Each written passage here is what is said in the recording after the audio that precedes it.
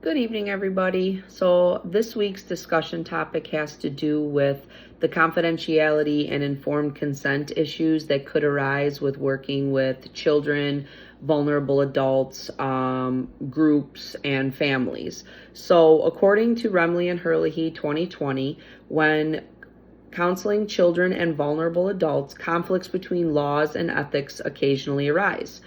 The issues of confidentiality and informed consent are the same for both, meaning that the counselor has to determine where the legal rights to parent guardians for children and legal guardians for vulnerable adults stand, as well as the ethical obligations that the counselor has to the children and vulnerable adults. With family and group counseling, confidentiality can be an important part of the ground rules that are set for this type of counseling. But with both group and family counseling, there's no guarantee for total privacy because you're opening it up to multiple people. So from what I read, it was just very important to lay this as appropriate ground rules and really establish that good client relationship with the people that you're working with to hopefully increase the chances of confidentiality. The main issue here with all of these groups is that we want our clients to feel safe and comfortable opening up during a session.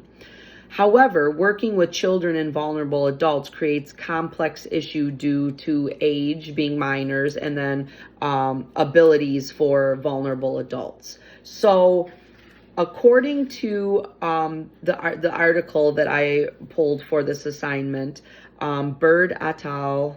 2022, when counseling children and adults, children and vulnerable adults, there's always the dilemma on how much information to share with the parent or the caregiver. Counselors must determine where the caregiver's right to know ends and the child's right to privacy begins. The legal and ethical guidelines for this balance may be in conflict. In general, decisions about disclosure are dependent upon the parent and caregiver's ability to use the information appropriately and what's in the best interest of the child, emotional vulnerability, and physical safety. So confidentiality should be made very clear. Also, the expectations about when the confidentiality would need to be broken. And it's an important part of the informed consent, but the issue comes into fruition. What if the child or the vulnerable adult cannot understand the informed consent? What happens then? Well, according to Bird et al. 2022, the legal age of consent can vary from state to state. So that's the first thing.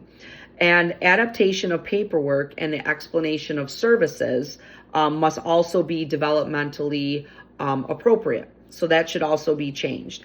I also read in this article that in school counseling, there is no legal requirement for providing services unless there's some kind of federal or state law that overrides this.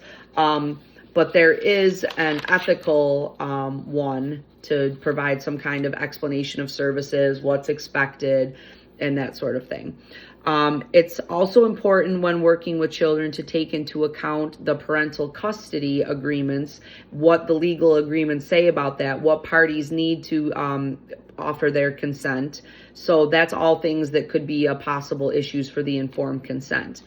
Also, the article by Bird et al. 2022 also outlines issues with the ethical standards around working with minors.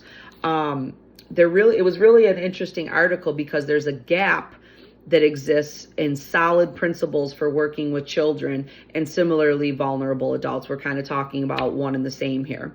So right now, there's only cursory references to children in the code of ethics. So they listed a bunch of different ethical codes, and there's really only mentioned or very kind of like vague or loose guidelines on what the ethical standards would be for confidentiality, because it's so complex and it varies from state to state. So this article really called out a need to have a specific code of ethical standards for working with children and vulnerable adults because of the ethical decision making with these populations is so complex and requires a lot of specialized knowledge on the counselor's part, for both ethics and for law. So the article was very interesting, saying that yes, these things are mentioned in our code of ethics that counselors go by. However, a more specialized one that gets into greater detail about what should happen in these ethical dilemmas between ethical, legal,